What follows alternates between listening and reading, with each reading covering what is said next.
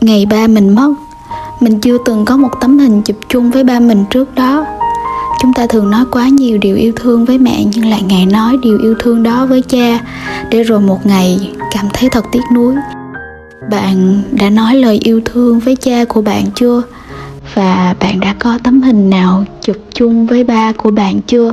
Ta tôi tưởng chết nó đâu, nó xa xôi lắm, là như người thương một chút, quay lại là không còn kịp nữa.